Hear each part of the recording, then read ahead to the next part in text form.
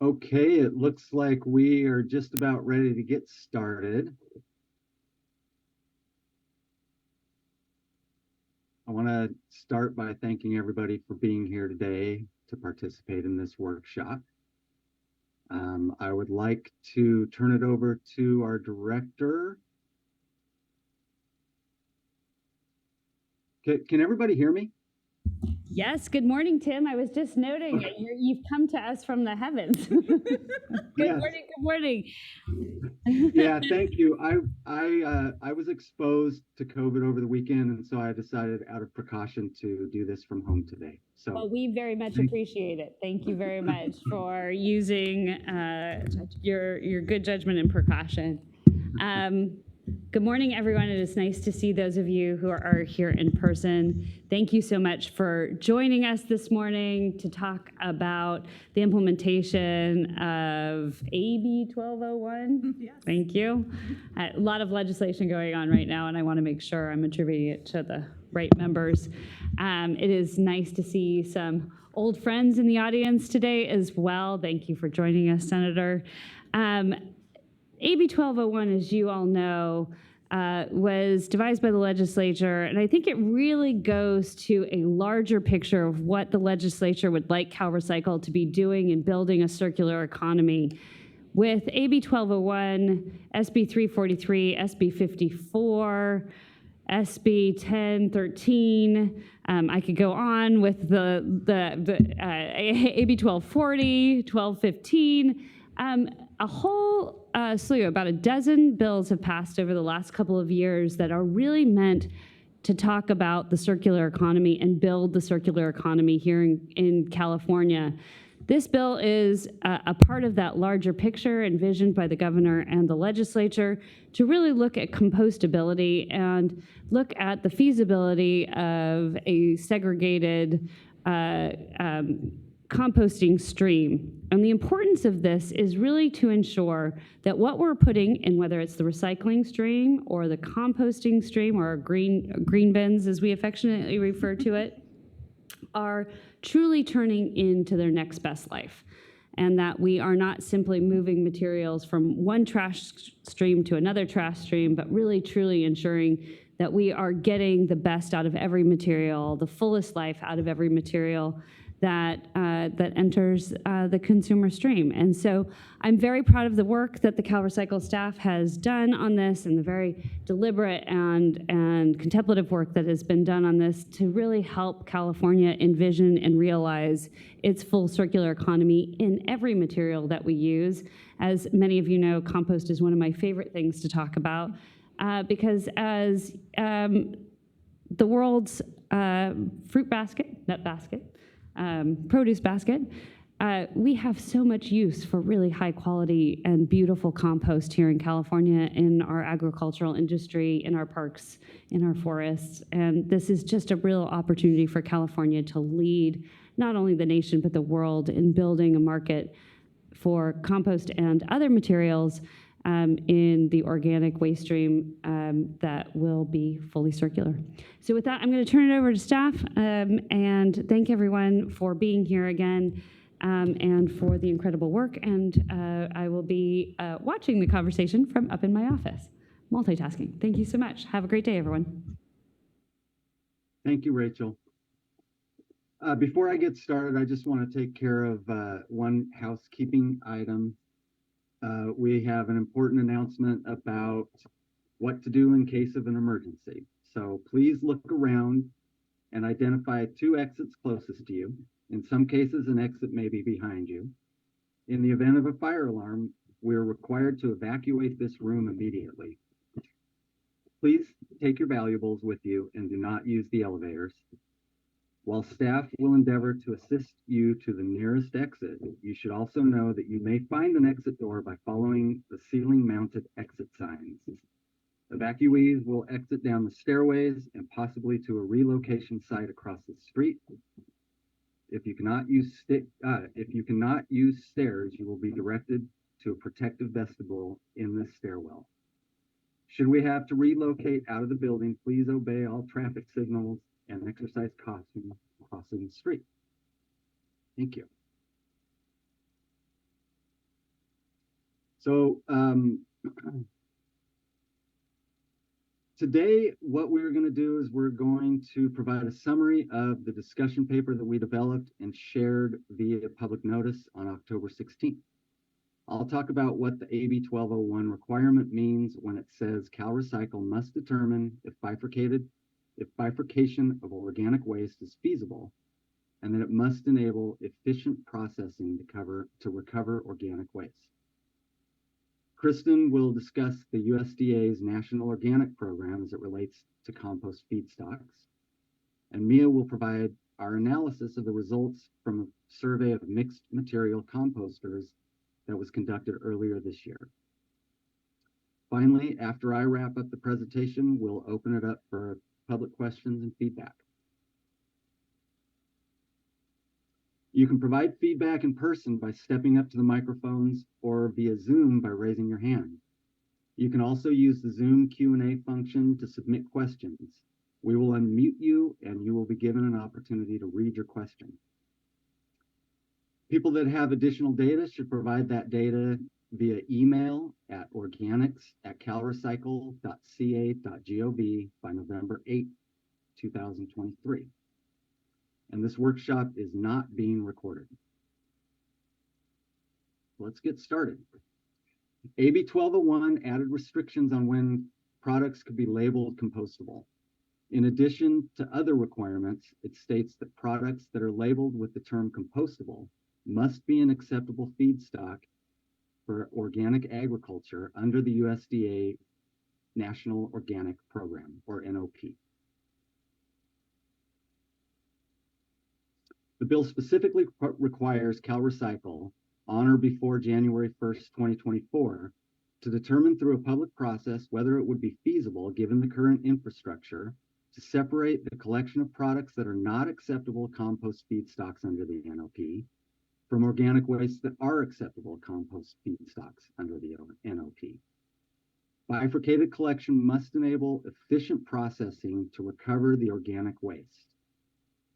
If CalRecycle determines that it's feasible, the requirement that products be acceptable compost feedstocks under the NOP would not apply. The department would develop regulations concerning those products that are not acceptable inputs under the NOP.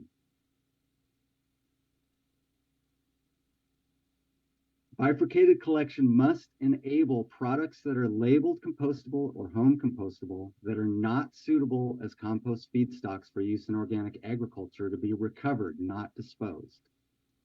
In other words, to be feasible, the collection must enable processing by solid waste processing facilities and ensure that both organic streams would be recovered and processed into marketable compost. Now I'll hand it over to Kristen for a discussion of how the NOP comes into play. Kristen? Great, thanks, Tim. Good morning, everyone. Thanks for being here. Let's get started talking about the National Organic Program. The purpose of the National Organic Program, or NOP, is to create consistent national standards for organically produced agricultural products that are sold in the United States. The program also has a list of allowed and prohibited substances, which identifies substances that may and may not be used in organic agriculture. And it includes all the materials that may be used as compost feedstocks. I also want to note that here in California, products such as compost claiming to be appropriate for use in organic agriculture must apply to register as an organic input material with the California Department of Food and Agriculture, and they are then verified for compliance with the NOP standards. Next slide, please. The NOP also provides a definition for synthetic, and it essentially means a substance that has undergone a chemical process or a process that chemically changes it. This also refers to processes that introduce synthetic substances to non-synthetic substances. So for example, if you have a raw material such as bamboo, but it undergoes a process that introduces a coating or a binding agent, it would then be considered a synthetic material. If a person or organization has an interest in making a change or adding a synthetic substance to the national list, there is a petition process to do so. Petitions can be submitted to the National Organic Standards Board for review, and they determine whether to recommend the change to the USDA. Next slide, please. Here are some examples of substances that are allowed and not allowed as compost feedstocks. Currently, the only synthetic materials that are allowed are newspaper or other recycled paper. No glossy paper or colored inks are allowed, and no plastic or plastic-containing products are allowed, including those that are considered plant-based. This concludes the overview of the NOP. Our next presenter is Mia, who will be sharing the Composter survey results. Thank you.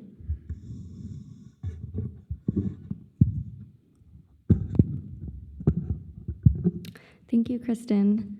Good morning, everyone.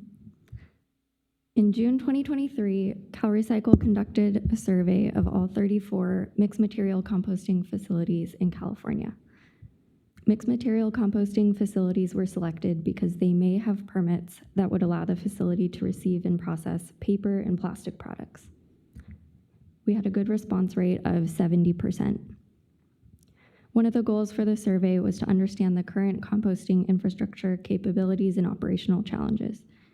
The survey asked questions about which materials are accepted and incorporated into the compost piles, because we are aware that sometimes certain materials are accepted by a facility but are removed prior to the composting process. As you will see later, the survey results demonstrate that most mixed material composters in California consider these items to be contamination and remove them prior to composting. Next slide, please. Here are 4 takeaways from the survey. I will go over the details of the survey results in the following slides. First, the vast majority of composting facilities accept and process uncoated paper products in a finished compost. Second, a few respondents will accept plastic products, such as bioplastic film bags, but none of the facilities actually compost this material. Please note that when we talk about plastic products in this workshop, this refers to all plastics, including those claimed to be compostable.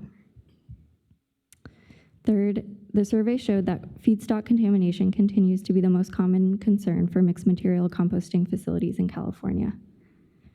And fourth, adding infrastructure to process a separate stream would be expensive and difficult for composting facilities. The majority of facilities stated they could not feasibly process the separate stream. Next slide. Here is the breakdown of paper and fiber materials accepted and composted by facilities.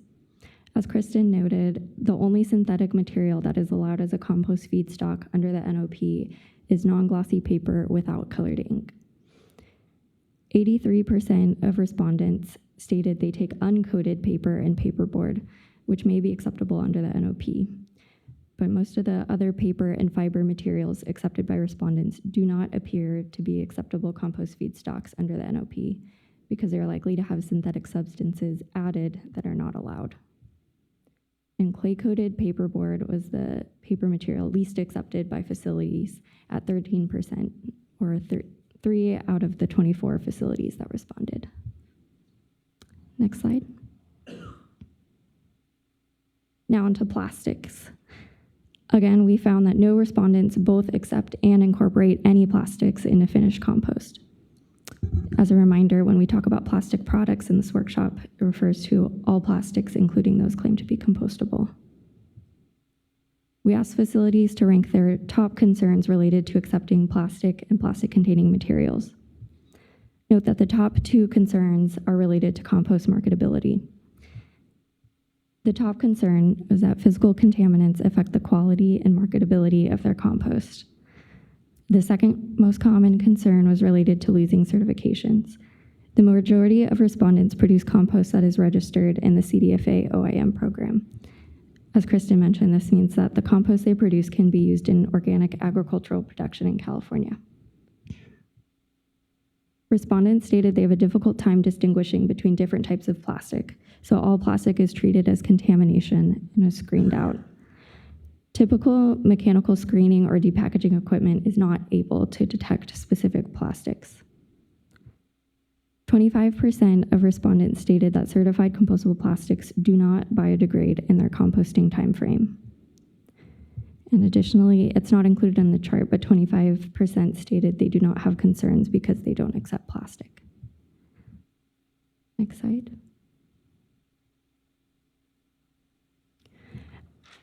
As made clear by the survey results, contamination, especially from plastics, is the top concern. This slide shows the significant investments in labor and equipment that composting facilities have already made to remove contamination to produce marketable compost. Nearly 80% of survey respondents have rejected incoming loads to avoid contamination, and 70% manually sort out contamination prior to composting materials.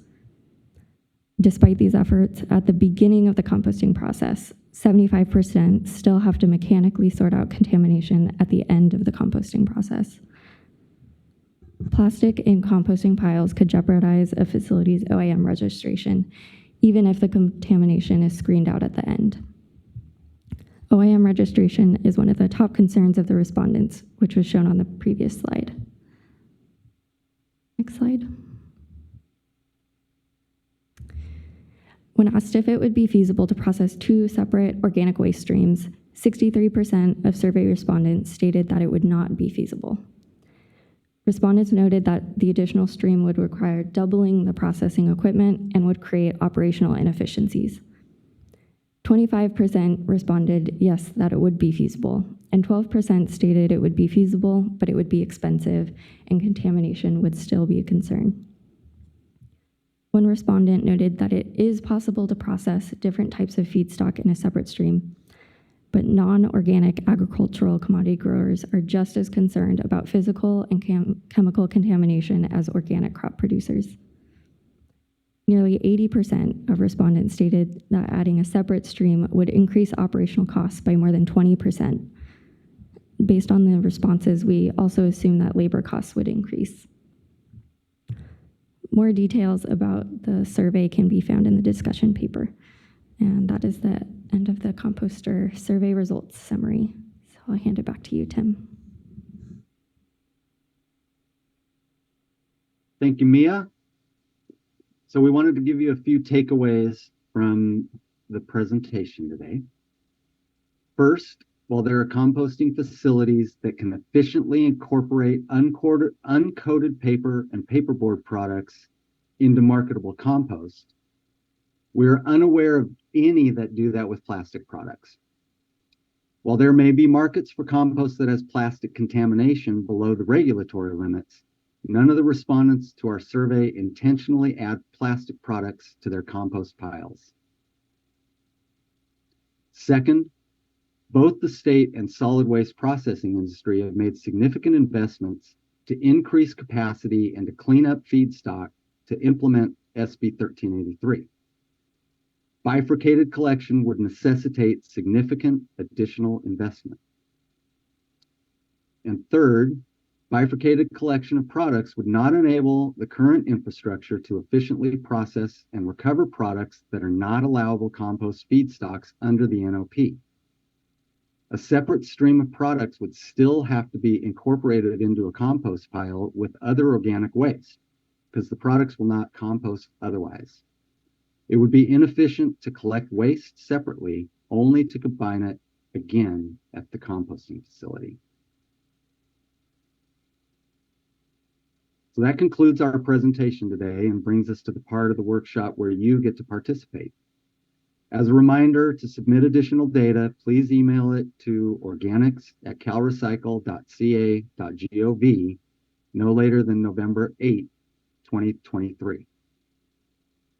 And just to let you know the next steps, after considering additional data provided by interested parties, staff will prepare a request for action for the director that will be made available as part of CalRecycle's December 19th, 2023 public meeting. If you're on our listserv to receive the monthly meeting notifications, you will receive the agenda in advance, or you can visit our website the week before the meeting. So now I would like to open it up to questions and comments. We can, as I said, if you're in the room and you want to comment, step up to the microphone and you will be allowed to speak.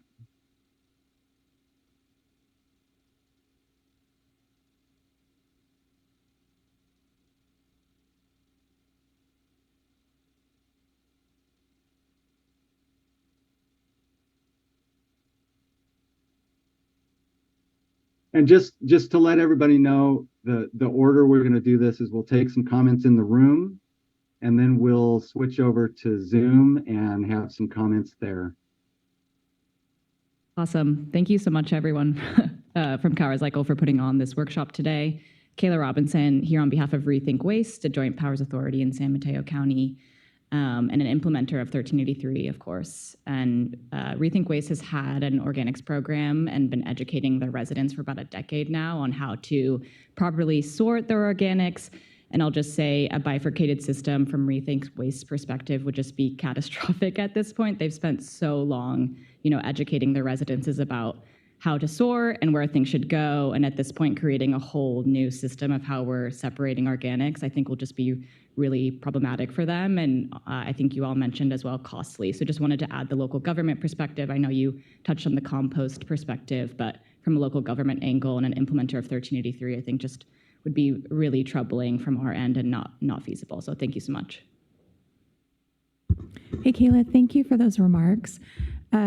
I just wanted to share that when you see the report or the discussion paper that we put out, we focused on processing. And so all of your comments completely noted and understand, but we probably could collect anything in California in any way that we needed to. Would there be costs? Yes, but we really wanted to focus on, if we collected it, what would be done with it? And would it be, as Rachel spoke earlier, Director Wagner spoke earlier about, would it be turned into something of value? So thank you for those comments, but I did want to let you all know why you don't see a lot about collection in the paper, and that's the reason. So thank you.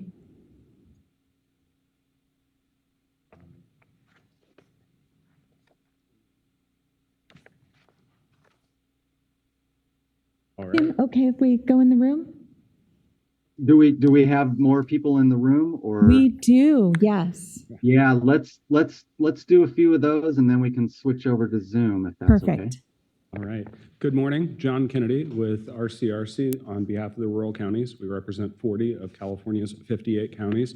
We've been very involved in SB 1383 organic waste collection, implementation, as Kayla was mentioning. We were supportive and very involved in the AB 1201 development process and post signing process as well. We appreciate the opportunity to provide public input here today. We were supportive of 1201 and then regretfully had to oppose based on the last final version of the bill, and I'll get into that in just a minute. Simply stated, bifurcation of the collection and processing system is not feasible, and I can't imagine a way in which it would be determined to be feasible. I'll elaborate on that in a minute, but I'd like to start by providing a little more context on legislative history of 1201. It appears to be missing from the discussion paper. You do quote the committee analyses in several places, but you're missing some of the important concepts of what's next, what was intended. So as I said, we supported 1201 early on as a way to improve the quality of inputs into the compost system. That is incredibly important to local governments. We removed our support based on the September 3rd amendments that required this feasibility assessment. We were very concerned that it could lead CalRecycle to modify 1383 by requiring a completely new bifurcated collection and processing requirement on top of everything that we've already been doing, as Kayla mentioned. We had a lot of discussions with the author's office, with stakeholders, with the sponsors of the bill. That was not the author's intent. That was not the sponsor's intent. The legislature approved Assemblymember Ting's letter to the Journal, in which he said, and I'll quote, "This bill and its provisions are designed to expand content and labeling requirements for compostable products, not to adopt new regulations requiring bifurcated organic waste collection processing system. It is not the intent of the legislature that AB 1201, specifically these provisions in the Public Resources Code, require CalRecycle to modify their newly adopted organic waste recycling regulations and impose a completely new dual stream for collection of organic waste. The only intent of this provision was for CalRecycle's feasibility determination to trigger a requirement to adopt regulations to establish a bifurcated approach to product labeling."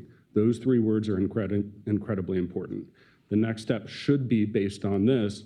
If you determine it is feasible, which we don't think it is feasible, the next approach would be with respect to what has to go on the product labeling. We talked about this in 2022 during the budget process. There was a budget trailer bill that was signed into law, went into effect June 30th of 2022, that included these provisions. And so wanted to provide that context. We'll submit a letter because it's incredibly important for this discussion. With respect to feasibility, we agree with the 58% respondents that said it wouldn't be feasible to bifurcate. As I said, we are deploying the infrastructure, developing infrastructure. We'd have to go back and retool, rebuild our facilities, rebuild our processes, retool our collection systems if we're going to look at bifurcating. Thank you for the comments on why you're focused on processing rather than collection. We are a little concerned that we weren't included in this survey as local governments because we do coordinate a lot of these collection activities, and that's incredibly important and missing. And then also the expected 20% cost increase we think is probably very low. It may be appropriate with respect to the operational cost of the processing facilities, but the collection cost would add tremendously to that 20%. So anyway, thank you for entertaining me, for letting me speak for so long. Look forward to continuing to work with you on this in the future. John, thank you. You can stay there for 1 second because you may have some responses for me. So completely hear you about collection. And again, we really did, as you know, been living collection for a long time now. So I really understand the challenges that you raised. But we really wanted to prioritize in the short time frame that we had on even if we could do bifurcated collection, could it be processed into something of value? And that's really what we're sharing today and looking for folks to provide data on the processing, because if we collect it and can't process it,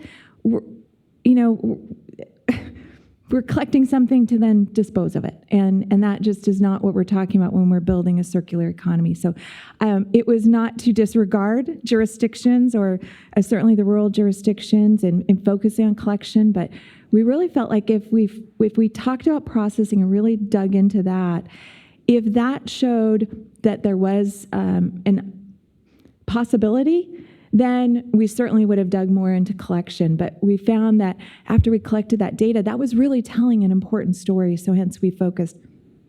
I do hear you on the legislative history.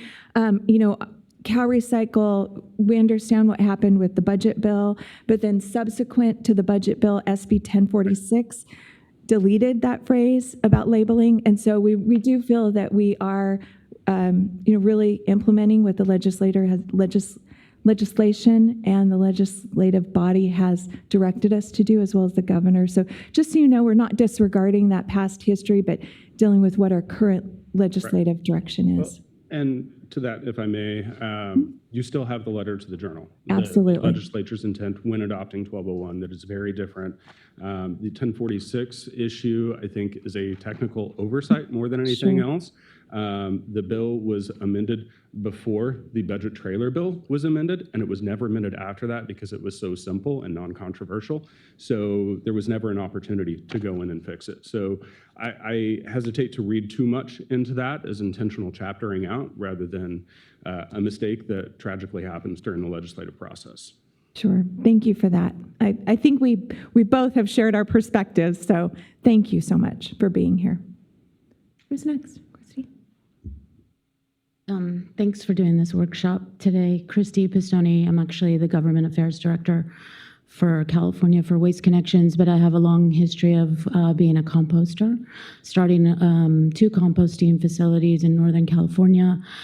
I'm personally currently still responsible for the certification processes at our compost facilities that we run, and both with the CDFA process, and prior to CDFA doing organic certification in California, OMRI preceded that. And in the California wine industry, OMRI is the preferred certification over the CDFA. That is the certification that those wine growers want to see prior to putting the product into their fields. And so these materials are not on OMRI, they're also not on CDFA, and they're not on the national standard. And so one of the processes in the field, we remove the material, but also the equipment has to be cleaned. So steam cleaning, all of the equipment, loaders, screeners, grinders, you name it, shovels, picks, hose, everything would have to be steam cleaned moving between one feedstock to another feedstock. And really, we're talking about less than 1% of what we're composting. So we either need to get the packaging right so it's acceptable in our processes, or figure something else out, another type of another type of treatment for those types of materials. Without a market, we can't move the compost, and we continue to make compost and are required to by this 1383 regulation. And so the minute we stop having a market for material is a real problem for all of us, and we certainly don't want to see it back in the landfill. So we don't want to go backwards. We want to stay moving forward. Lastly, I would just say the Healthy Soils program wants healthy compost, and we've had a hard time getting compost into row crops just because of this contamination, plastic, PFAS issue. And we don't want to grow any more food in PFAS that we have now. So I really want you to be very careful and caution that we get this right. Thank you. Christy, thank you for all those comments and for sharing some additional information. Christy, if you don't mind, if you have any additional follow-up data on some of those costs that you can provide, that would be awesome. Thanks. All right. Good morning. Christina Mohabir with Californians Against Waste. We appreciate the opportunity to provide input on this. We think it's self-evident that bifurcation isn't feasible. No one has successfully done this before, despite previous attempts from manufacturers with different materials, and the economics of a separate collection system just don't make sense. The cost to set up parallel collection would be monumental, and it would collect products with little actual value to composters. Bifurcation is unrealistic, so we encourage CalRecycle to focus on choosing third-party certifiers and adopting guidelines for the labeling of lookalikes. Thank you. Thank you so much for your comments. I really appreciate that. And please know that I think Rachel talked about in her opening remarks, all of our teams are working very closely together on all of the various pieces of legislation to ensure that, we're very, how do I put it? That we're doing nothing in conflict. So please know that maybe we may not be doing something on 1201, but it's maybe being handled through 54. And so all of our teams are working extraordinarily closely together, the executive team, and with Rachel leading that effort. So thank you so much. I hope that's helpful. My turn. I'm Neil Edgar. I'm the executive director of the California Compost Coalition. And I had a few comments. I want to start with feasible. So Public Resources Code defines feasible as means capable of being accomplished in a successful manner within a reasonable period of time, taking into account economic, environmental, social, and technological factors. So in this context, I would respectfully disagree that collection is something we can just do and that we have done or are doing. And this hearing is required to determine whether collection is feasible.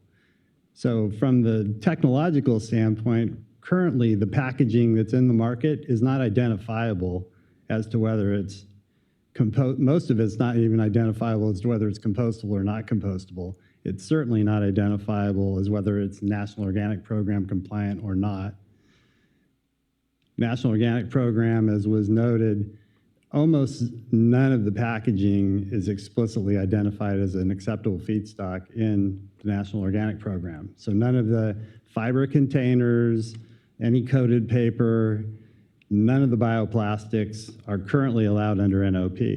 There is a petition process that's underway at National Organic Program. It's been initiated by some National Organic Standards Board members, in addition to the Biodegradable Products Institute, to take a look at better defining what composting is and what the feedstocks are that are allowed in that process.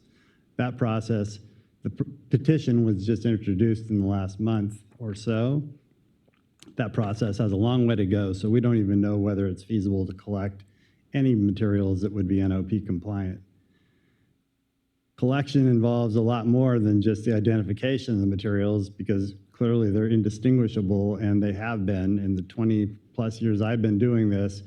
Packaging continues to be misidentified, mislabeled, or confused with other non-compostable products. There are a lot of lookalikes. There are a lot of green plastic bags in the market. It's almost impossible for the processors to tell what it is when they have a close-up look. The collectors don't have any chance of really discerning what that is at the curb.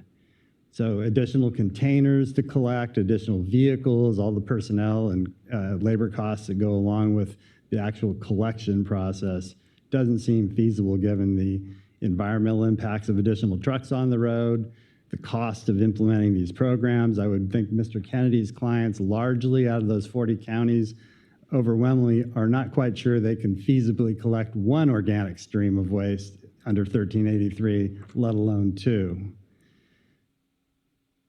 And I'll add for right now, certifiers under AB 1201, beyond this determination of whether a bifurcated stream, which we don't believe is even close to feasible, certifiers have to be identified by CalRecycle for any of the identification and labeling requirements that are in 1201 to take effect. Those specific regulatory requirements can't take effect until 1 year after CalRecycle has implemented or identified third-party certifiers. So hopefully this is an entree into that. Have not heard anything back on that process or where we're at, but we certainly cannot get packaging in the market that is going to be required to meet labeling requirements until the certifiers have been identified. I'll stop there for right now.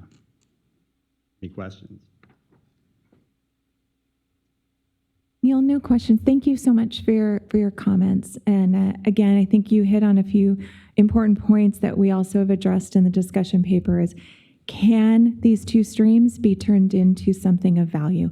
And that for us is important. It's what was required in the legislation. It was not only about determining if collection is feasible, but there was an and could this material be recovered and not disposed? And that is the big piece for us, and that is why we prioritized our analysis on the and could it be processed into something of value? So thank you for your comments. Go ahead. Thank you. I'd like to thank CalRecycle staff for all their great work and for the opportunity to provide feedback today. My name is Jordan Wells. I'm the Director of Advocacy and Communications at the National Stewardship Action Council, and we're a nonprofit that advocates for an equitable circular economy. I'd like to echo the comments made by my colleagues. We don't think that bifurcation is feasible due to costs, and have concerns about, even if we did bifurcate, what would be the end markets for that stream. So, and also concerns related to the PFAS contamination. So thank you very much, and appreciate your work. Thank you so much. Hi, Kara. I'm going to jump in and say that we have a hand raised via Zoom from Chuck Muir. So Chuck, I'm going to unmute you, and then you can provide your comment, and then we can go back to the in-person comments.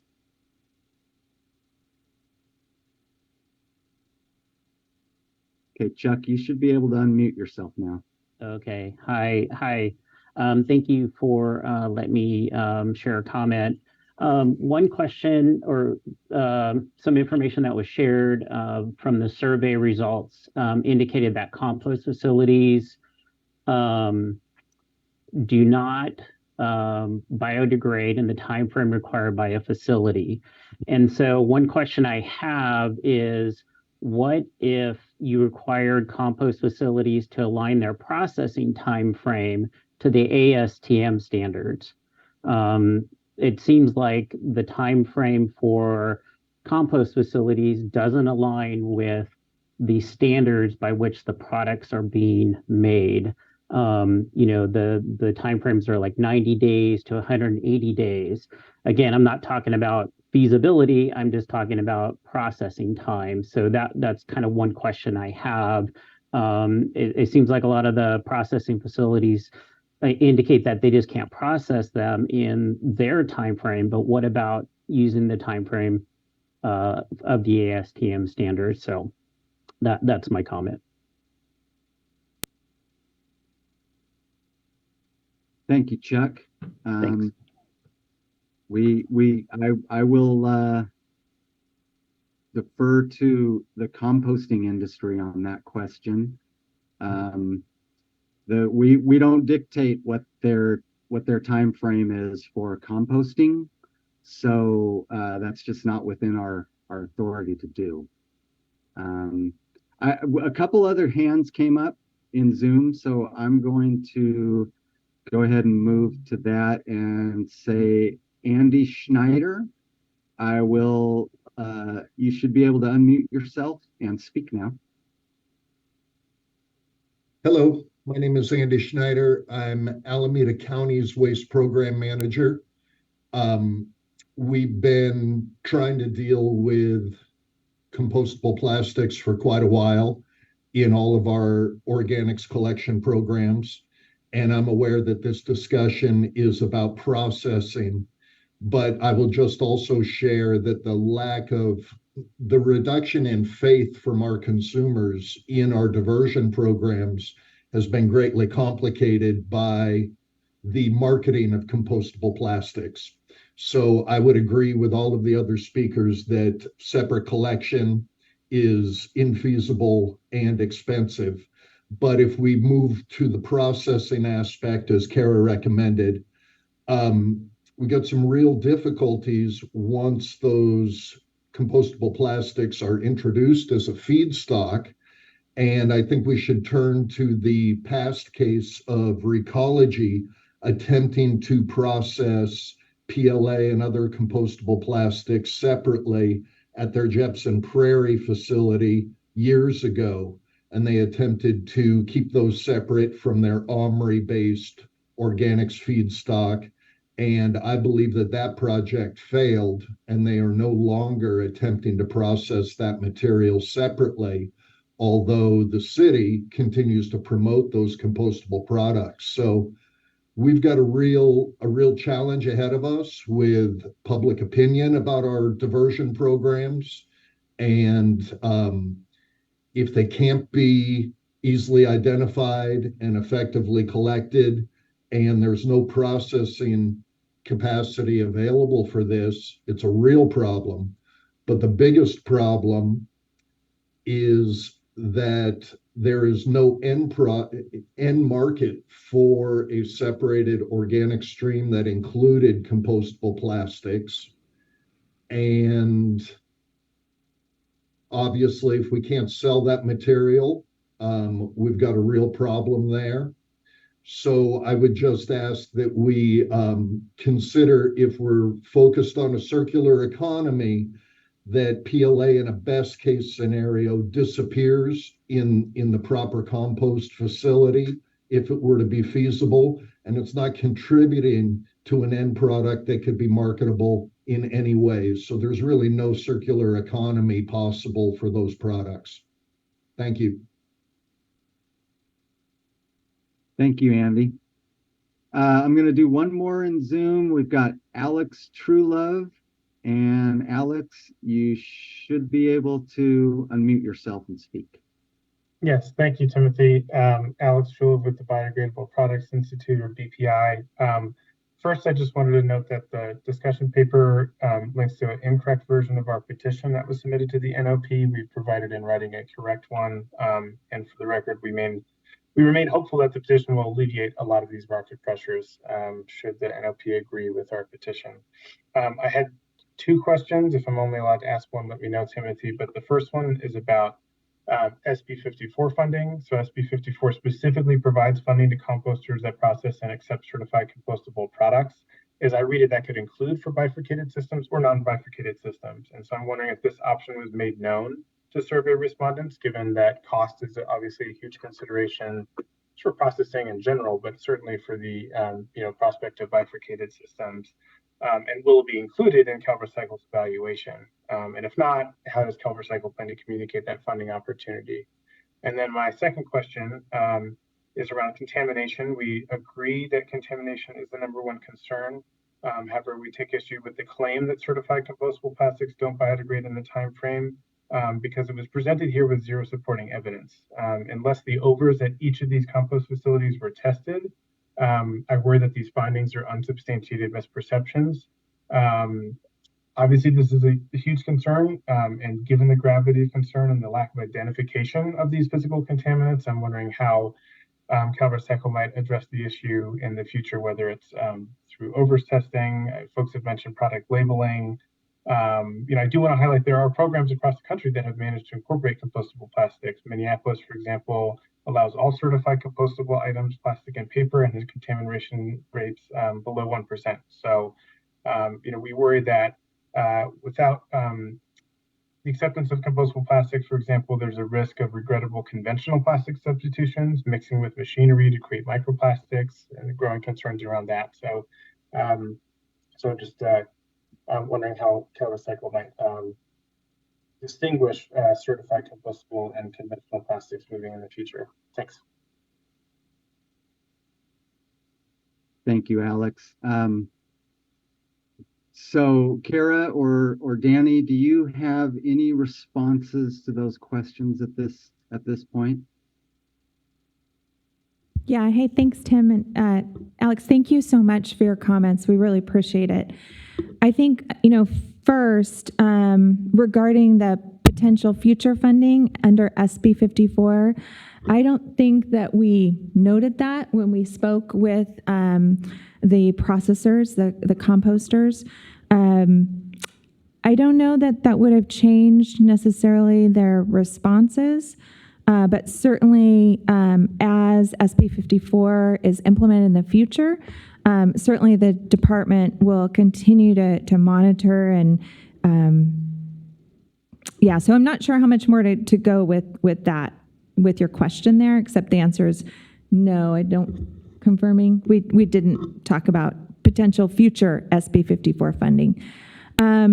Regarding, the data and not being substantiated, when our team spoke with composters and had those conversations, again, we were relying upon the expertise of the composting industry folks that we spoke to. And so again, our ask is for any participants today, if there's additional data that the department should consider, please provide that in writing. We would be happy to have that. Again, our big focus is, with the industry, can they produce a marketable product in California? I think that's important. What might be done in other states may be possible, but we're talking about building a circular economy in California, and can the composting industry do that with these two streams of products? So again, please feel free to provide any additional data that you have, Alex. Tim, we're going to turn to the room because we have someone that's been waiting for a while. Is that okay? Okay, and just one more note, Alex, I apologize for having the wrong link to the wrong petition. If you could forward that to us, that would be really helpful. Hello, I'd like to first of all thanks everyone here at CalRecycle for putting this together. This is really great work. I'm Fred Pinzuk from Beyond Plastics LLC, based in Los Angeles. we're an R&D facility on validating and testing different types of biomaterials, bioplastics, and biopackaging. And honestly, I hear you. I mean, the bifurcation is definitely going to be a challenge. We can see that ourselves. With my personal experience of 35 years in the plastic industry, I see it. I see the issue. But we also think we have some solutions, and we're going to be proposing them in writing before December 8th that we would like you to at least review. And if you have any questions, please feel free to reach out again at Beyond Plastics. Thank you. Thank you so much. I would look forward to receiving that information. I think what's interesting in California when we talk about our compost marketplace, right? We have to think about, and maybe we'll see some of that in what you're going to be providing, but maybe there are different places for this material to go. Like maybe it's not composting into our soil, and maybe there are other options for this material. So I'm not suggesting that that this material is not an important part, of all that we do, but maybe it's a different way. So I'm really excited, and I look forward to receiving that as soon as you can. So thank you. Thanks for being here. Thank you. And Alex, if you're still with us, if you drop into the Zoom chat your contact info, we can make sure to have our 54 team follow up with you as well. Thanks, Clark. Tim, do you have anyone else on? And then we'll go back to the room if you don't. Sorry, we do have a few more people. Okay.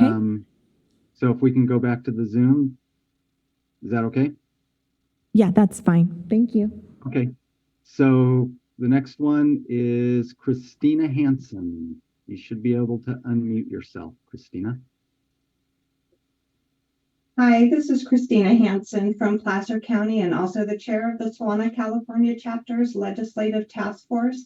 My first comment was going to be regarding the letter to the journal in the bill that we believe the intent of this bill was not to promote bifurcated collection of these materials. And I know that you already answered that.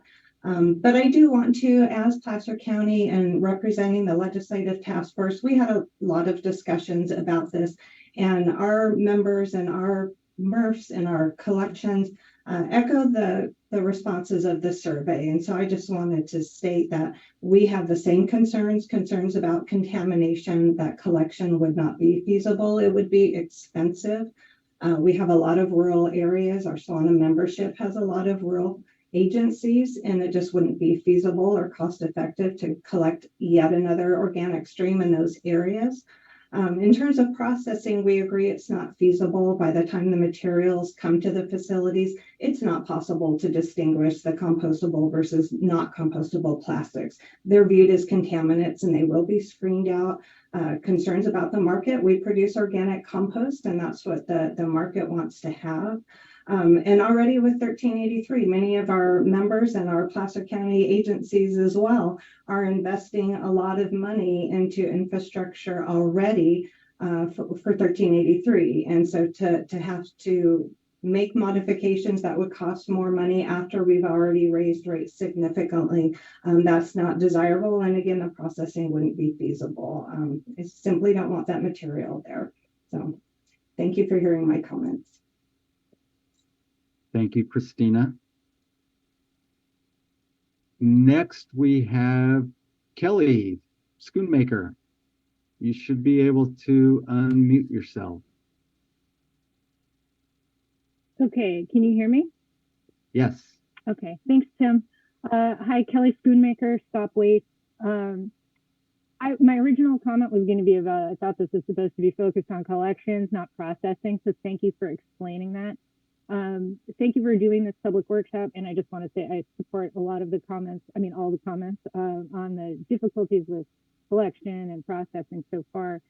And I just wanted to add a comment about something you touched on at the end of your presentation, that you would have to, when you collect this compostable plastics, et cetera, separately, you would have to compost them on their own, right? You couldn't add wood back in and green waste back in. To meet the definition of bifurcation, right? But to really compost them, and maybe there's many composters here, someone can comment on this, wouldn't you need to reunite them with desirable organics, and so to actually compost it? And so I guess I'm wondering, like, it seems impossible, even with all the separation, even if you had all the SB 54 funding and all this stuff, at some point you're going to have to put it back together with stuff that is a desirable input for organic ag. So maybe I'm missing something, and maybe some composters can speak to that, but it does seem impossible to do, to bifurcate the stream. So that's it. Thanks very much. Thanks, Kelly. Next we have Tim Dewey, Mattia. I hope I said that right. You should be able to unmute yourself. Yes, Tim Dewey with you. Thanks, Tim. And thanks to everyone for having this. I actually think it's really nice to hear everybody basically on the same page here. What Kelly just said is, I think, important, because as a composter, we've looked in the past at, so we operate 2 composting facilities, one in Napa and one in Yolo, 2 regional facilities that are, state-of-the-art, covered area static pile, accepting a wide range of materials. We've looked at using special event material with compostable products and making a bifurcated compost. And when we tried it, we immediately realized it was impossible. So I guess that meets the standard of unfeasible for a couple of reasons. One of them is the cost is like probably 2 to 3 times as much. When Christy mentioned and Neil mentioned some of these things before, you have to clean all the equipment, and you have to have space. And all of our sites, are really space constrained. So we're taking up space that other organics would go in. But the reason it would be impossible is kind of the same reason why it's hard to deal with plastic in the first place. We have to screen out plastics, right, to remove them from the process. And it's really hard in those processes to distinguish compostable from non-compostable.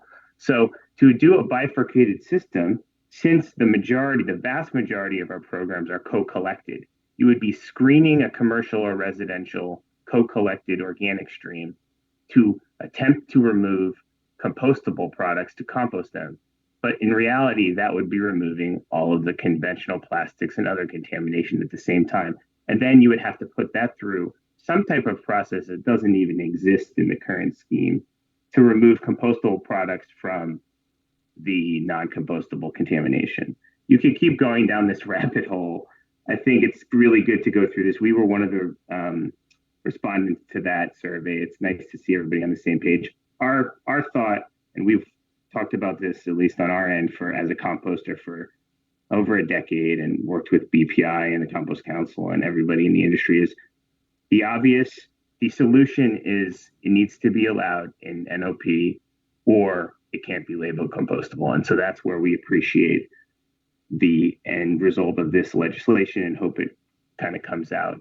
And we have that conclusion, whatever way it is. We will compost them at our sites if they're allowed, and we have that confidence in their compostability. However, if they're not allowed, they won't be able to be labeled as compostable. And that's just the way it will go on, and we'll look at other options for those materials. So those were my comments on it. I think it's really similar to what other folks are saying. Thanks, Tim. Next, we've got John McNamara. You should be able to unmute yourself. Can you hear me? Yes. This is John McNamara with CR&R. We're a solid waste collection company in Southern California, operating since 1963, and we serve over 50 municipal contracts here in Southern California, and we create over 600 tons a day of compost. And just wanted to give our comments and concert with everyone else is that collection of bifurcated stream would be infeasible for us. We consider these, and our clients consider these to be contaminations. Makes it difficult to process our compost, and really degrades the quality, makes it less marketable. So I appreciate the opportunity to make comments for putting this workshop. Thank you, John. I understand that we have somebody in the room who wants to make a comment, so we can go back there. We don't have any more hands in Zoom right now. Thanks, we do Tim. have some in the Q&A, and I'll check those, and maybe we'll pivot over there in a minute. That sounds great. We have 2 in the room, Tim. Go ahead, please. Good morning, everybody. Matt Cotton, independent consultant. Really want to make a few points. First off, it's amazing that I'm this years old when I found out that if you comment last, you can shave off a lot of your comments because a lot of good things have been said and I won't repeat them. Appreciate that. Want to give kudos to staff, particularly Tim and Michelle and Mia for a great report. As the author of the 1383 report, Infrastructure and Marketplace, I know exactly how hard it is to interview composters and survey composters and get them to respond. And so kudos on that. You did a great job. In addition to that, you asked the right questions and you got a really good response rate. So I think that's really important. I do believe you have to, as Kara said, rely on the integrity of what the composters say. Whether it's perception or reality, maybe doesn't matter. Maybe it's not scientific, but it's what they believe, it's what they see. It's how they deal with this. So great job on the data, great job on the report. I have a feeling we're gonna be talking about this for a while now. This same topic about compostability and compostable plastics and NOP and 54, 1383, what did I leave out, 1201? A lot of issues here, and this won't be our last discussion. But I think it's important to realize we have, it seems clear to me from the room, from thinking about it, that bifurcation is not gonna work. Sure, you could do it, but it's hard enough now. We can't get people to put the right stuff in the right bin in recycling now. We can't get people to put the right stuff in the right bin or enough of it with food waste now. So we have a lot of work to do on that side. And I think the compost industry has spoken. This industry, my first job in this industry was opening up plastic bags and taking them out of the compost. So very early on, I realized the contamination in compost was bad. And if we get enough contamination, it doesn't work. We already tried MSW composting when a lot of large multinational plastics manufacturers wanted us to take plastic and compost it. That did not work. Millions of dollars were spent, facilities were built, facilities were closed. It could not make a quality product. I'm not saying that it's similar here, but there's echoes of that I'm seeing in compostable plastics. And there's about 17 problems with those. You can't identify them. We don't know about the breakdown. To the gentleman who thought we could just extend our retention times, that would be great if we could just triple the size of every composting site in the state. As it is, we can't site enough, period. So that's not realistic. I appreciate the concern, but not a practical thought in California where land is incredibly valuable and expensive. And retention times are actually getting shorter, not longer. Most compostable plastic in California is getting landfilled right now. It's only about 5% of global plastic, so we're spending a lot of effort and a lot of resources about a very small part of the waste stream. And I wish we'd start thinking a little bit more about understanding participation rates and collection rates and what we can really get in terms of food waste, because this is a big distraction. Yes, BPI petitioned the NOP using the UREC, definition for unavoidable residual environmental contamination, which is an interesting argument and not a terribly sound one in the sense that we know we can pull these materials out. Lots of facilities do it.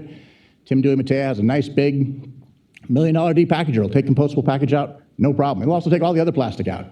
And there's about 20 of these around the state. CalRecycle is going to be through the grant process, buying a whole bunch more.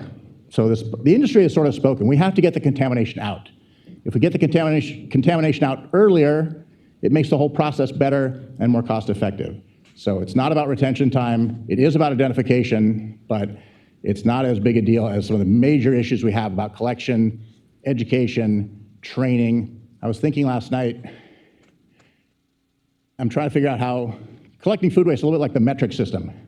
Some of you are old enough to remember when we tried to teach us the metric system in the US, it failed. They didn't teach us enough. It's hard. It's a big change, it's a cultural change, and it's something you have to be taught. And we have to understand this. Collecting food waste collection for everyone, everywhere, all the time is a massive cultural change. Whether you're in LA County or in the rural counties, it's a big difference. It's a big cultural change. We've always thrown food away. Food is why we have garbage collection. So we have a massive cultural change to undertake. It's gonna take a lot of education. And with all due respect, we're not doing it. CalRecycle is spending a lot of money on infrastructure, which is great. We're giving local government grants for things, that's great.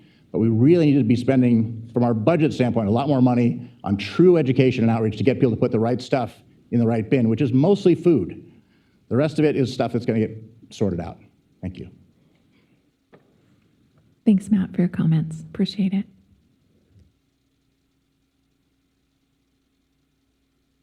Good morning. Doug Kobold, Executive Director for the California Product Stewardship Council. I want to thank staff for all their hard work on this. California Product Stewardship Council was a supporter of AB 1201 all the way through to the end. We did have concerns about the bifurcation, and honestly, my thought was this is never going to get there anyway. We wouldn't even be talking about bifurcation because it's just not going to be feasible. And Kira, I understand why you guys are looking at the compost processing first, but honestly, I think you're putting the cart before the horse. The horse is the collector. And if we can't even feasibly collect this, economically and feasibly collect this stuff, why would we even be talking about processing it when it's never going to get there to begin with? And you've heard a lot about collection, and that's a huge thing. Putting my hat on from 18 years at Sacramento County, dealing with all the collection costs we had to deal with there, I can tell you it is going to be extremely expensive to collect this stuff, even in a split can or a separate cart altogether. It makes more sense to let SB 54, that process, work through. These materials will more likely end up in that bin, in the blue bin instead, and then they'll have to go through the process to see if they can be dealt with.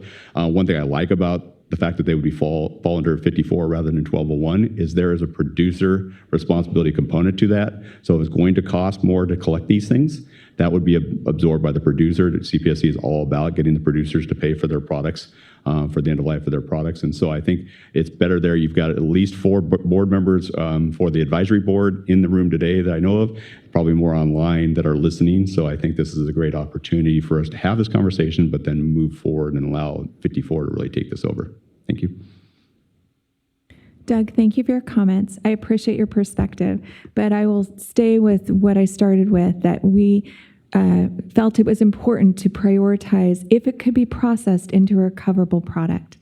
I spent a lot of time on 1383 and collection and costs, and so I'm very well versed in that aspect of it. But again, without it being able to be recovered into a product that can be marketable, collection, really it doesn't play. It was very called out in the legislation. It was an and. That not only could be collected feasible, but could it be processed and recovered and not disposed of? So I appreciate your perspective. I'm sure you appreciate mine, but that is why we prioritized our efforts here. Thank you. Okay, I want to make sure that everybody who has joined via Zoom gets an opportunity.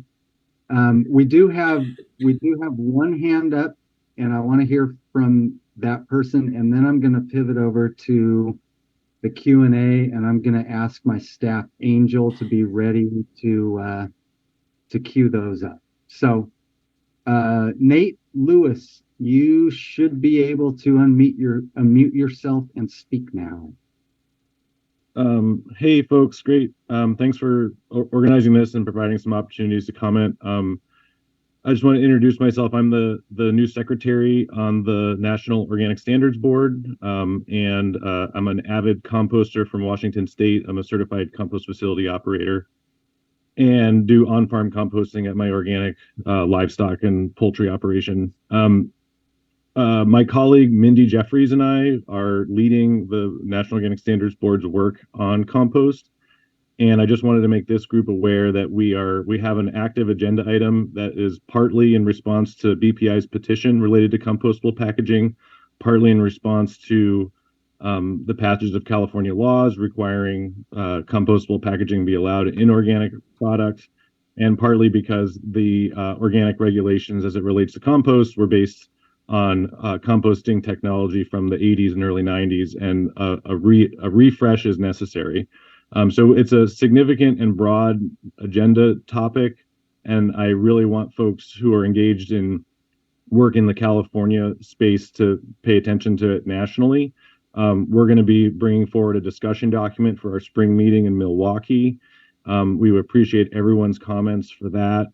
We're hoping to pull together a full proposal for a vote by next fall, which will be a meeting that's in Portland, Oregon.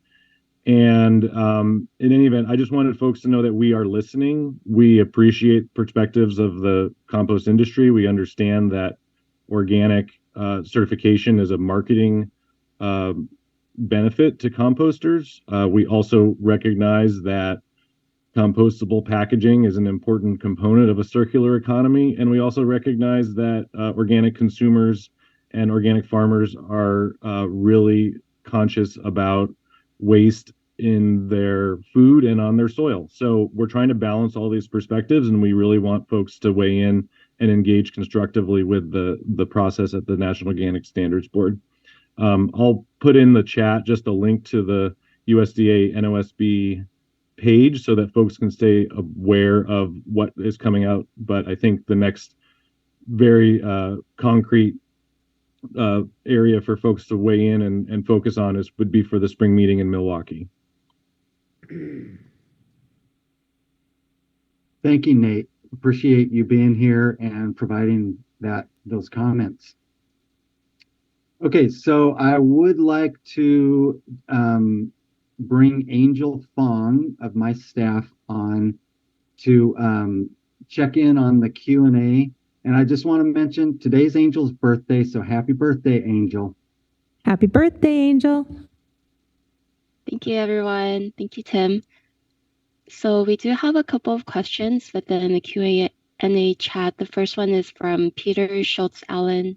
Peter, I have asked you to unmute if you would like to state your question.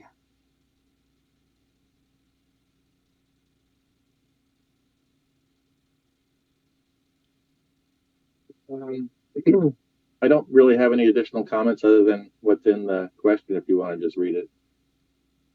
Oh, okay, sure. I can read it if you would prefer that. So Peter's question is, if the NOSB approves BPI certified products as feedstocks in the NOP, how will that change the regulations and situation in California and AB 1201?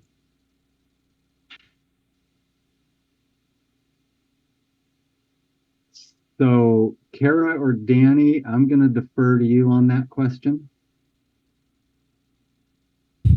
Appreciate the question. The answer is, I think, fairly straightforward. That doesn't go to the question being analyzed in the feasibility study, rather it goes to compliance. If something is on the NOP list, you would comply with the requirement for being at least one of the requirements, the one in 42357G1B. I'm getting pretty good at these numbers.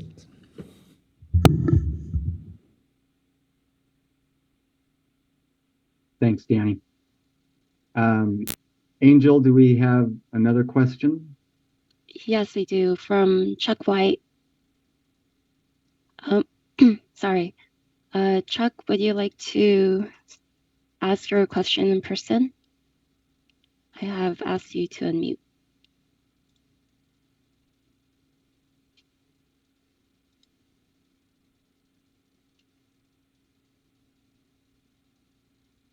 Yeah, this is Chuck. I just unmuted myself, I hope. I'm listening to all this. I very much agree with what everybody's been saying. It's really difficult to bifurcate, but I was trying to think about the basic question of, if waste derived from a compost product is processed to meet all compost standards, does it cease to be a waste subject to regulation as a waste? Or is it still subject to some sort of regulation by CalRecycle, even though it's considered to be a product and not a waste? And I'm sure it's an easy question to answer, but I just couldn't figure it off the top of my head, so I'd appreciate any response you can provide. Well, my understanding is that a product becomes waste once it's discarded. Right. And so if it's discarded into a collection bin, it would be waste. Yeah, but the same would apply to an aluminum can that is the aluminum can is recovered and it's recycled back into aluminum. I'm assuming that aluminum ingot or whatever it is no longer a waste. So I was just trying to scratch my head and figure out how that applied to the composting situation. I can't answer that. Oh, well, good. So maybe it was a reasonable question. I couldn't answer it either. Hey, Chuck, Matt Cotton, very easy to answer. While your point may be true on the CalRecycle side, what we're really talking about here is CDFA, who regulates organic compost in California. So that's where the organic input material and whether this is sort of recognized as certifiable or allowed for compost allowed for use in certified organic, and that's in CDFA's ballpark, regardless of where it came from. It's true with manure compost, true with green waste. I understand it, Matt. I appreciate your comment, but I was just trying to, go back to fundamentals and trying to figure out when does a waste-derived material being processed sufficiently to re-enter the mainstream as a product in trade cease to be a waste, and how does that apply to compost? And I was just scratching my head over that. I'm sure I was thinking, geez, maybe I shouldn't even ask this question. It sounds so simple, but I was still kind of fumbling with it in my mind. And any further thoughts you have, or anybody has, I would appreciate it. Okay, thanks, Chuck. Does anybody on the panel have anything to add? Nothing else to add. Okay. Thanks, Chuck. We'll contemplate your question. Thank you very much. Thanks. Okay, Angel, are there any more questions in the Q&A? Yes, we have two more. So this one is from an anonymous participant, so I'll just go ahead and read that one.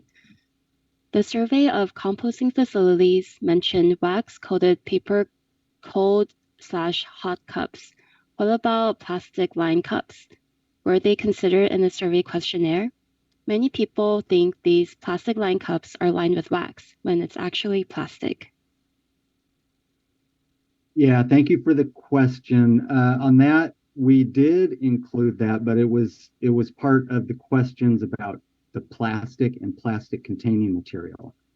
So any paper that would be coated with plastic or lined with plastic would have been covered by those questions in the survey. Great, thank you. We still have a question from John McNamara. Sorry. John, Okay. do you still? Sorry. Oh, sorry. John, I don't think he's here anymore, but I can still read his question. If not, Okay. answer him offline. I know he did ask a question earlier. He had his hand up earlier, but go ahead and read that. Sure. What testing is CalRecycle conducting of compostable plastics to determine if they improve the quality of the compost materials? And I'm not aware of any testing that CalRecycle has done on that or is planning to do. Thank you. We have one more new question. So this is from an anonymous participant. Once 1201 identifies the third-party certifiers and labeling requirements, how will CalRecycle address enforcement of look-alike products? This is what contributes to contamination.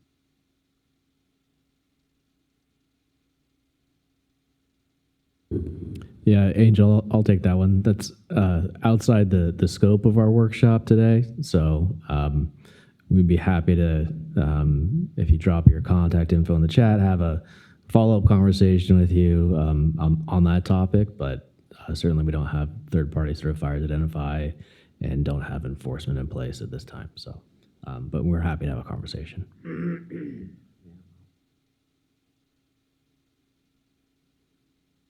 Okay, I'm not seeing any more hands raised. We probably have time for one more question in the room, and then we'll be at 11 o'clock, and I will adjourn the meeting. Is there anybody else? I don't see any other questions or comments in the room, but again, we'll look forward to you giving our invite for sending any additional data. So I'll turn it back to you. Yeah, thank you. So just to reiterate, please, if you have data that you want to send to us, please send it to organics@calrecycle.ca.gov by Wednesday, November 8th. That's a week from today. And so I think that concludes the public feedback session of the workshop. I will adjourn the meeting. I really want to thank everybody. I want to acknowledge all the work that Mia Kawamoto and Kristen Pidcock did on this. Thank you so much. I'd also like to acknowledge the rest of my staff, Angel Fong and Jissa Jacob, who has been copiously taking notes. I'd like to thank Kara and Danny and Clark as well for being on the panel and fielding questions. So thank you very much, everybody, and